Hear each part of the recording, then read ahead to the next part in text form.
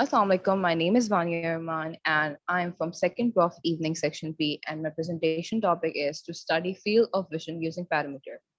So the requirements of this experiment are parameter, parameter chart, adjustable tool, human subject, eye cover, white and colored objects.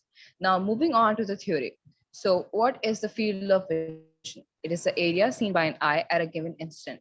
It is divided into following nasal, that is the medial portion, which is the area seen to the nasal side, and the second is the temporal, that is the lateral portion, which is the area seen to the lateral side.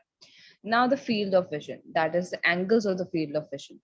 Now, temporal field of vision has an angle of 90-degree and the nasal field of vision has an angle of 50-degree. Superior field of vision has an angle of 50-degree and the interior field of vision has an angle of 60-degree.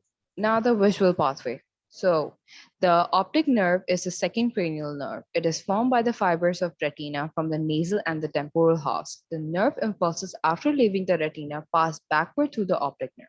At the optic chiasm, all fibers from nasal halves of each retina of an eye cross to the opposite side, whereas the temporal fibers of each retina pass through the lateral aspect without crossing, thus joining the nasal fiber of opposite retina and continuing posterior to the chiasm as the optic tract.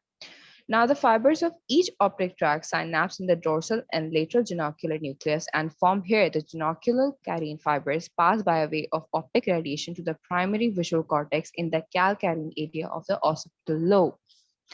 Now, we have the blind spot. In all parameter charts, a blind spot exists due to the lack of rods and cones in the retina over the area of optic disc, found approximately 15-degree lateral to the central point. It is present physiologically. Now, the stereoscopic or the binocular vision, which is responsible for the depth perception, it is defined as vision in that portion of the visual field where there is coincidence of the central part of visual field of the two eyes. Now, the clinical significance. Part A is the effect of lesion in the optic pathway. Number one, blindness in one eye, in which a lesion that interrupts one optic nerve causes blindness in that eye.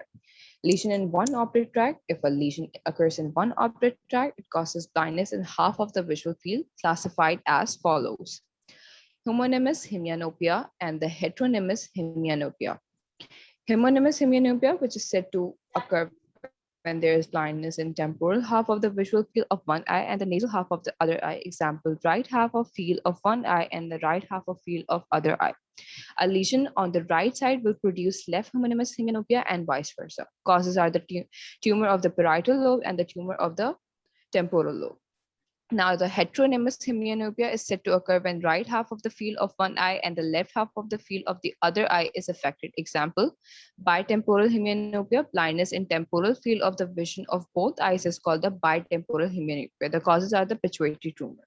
Now, the scotoma.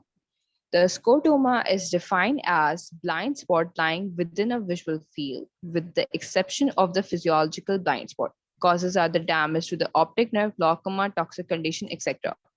Retinitis pigmentosa is a disease in which portions of the retina undergo degeneration within melanin deposition.